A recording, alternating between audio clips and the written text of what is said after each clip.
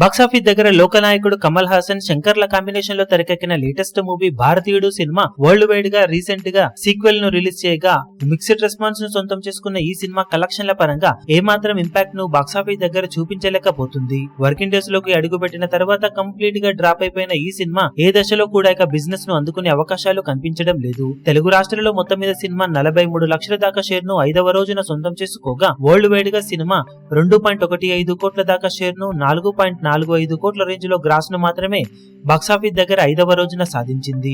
తెలుగు రాష్ట్రాల్లో మొత్తం మీద 5 రోజులు పూర్తయిన తర్వాత సినిమా 12.36 కోట్ల రేంజ్ షేర్ ను సొంతం చేసుకోగా 20.65 కోట్ల రేంజ్ లో గ్రాస్ ను అందుకుంది. 25 కోట్ల బ్రేక్ ఈవెన్ టార్గెట్ తో బరిలోకి దిగిన ఈ సినిమా మొత్తం మీద 5 రోజుల్లో సాధించిన కలెక్షన్లు కాకుండా తెలుగులో ఇంకా 12.64 కోట్ల రేంజ్ లో షేర్ అందుకోవాల్సిన అవసరం ఎంతైనా ఉంది. ఇక వరల్డ్ వైడ్ గా సినిమా 5 రోజుల్లో సాధించిన కలెక్షన్లను చూసుకుంటే తమిళనాడులో 40.05 కోట్లు, తెలుగు రాష్ట్రాలలో 20.65 కోట్లు, కర్ణాటకలో 8 కోట్లు, కేరళలో 4.85 కోట్లు, హిందీ అలాగే రెస్ట్ ఆఫ్ ఇండియాలో 6.05 కోట్లు, ఓవర్సీస్ మొత్తం మీద 42.10 కోట్ల రేంజ్ లో గ్రాస్ ను వసూలు చేసిన ఈ సినిమా వరల్డ్ వైడ్ గా 5 రోజుల్లో 121.70 కోట్ల రేంజ్ లో గ్రాస్ ను 59.25 కోట్ల రేంజ్ లో షేర్ ను సొంతం చేసుకుంది.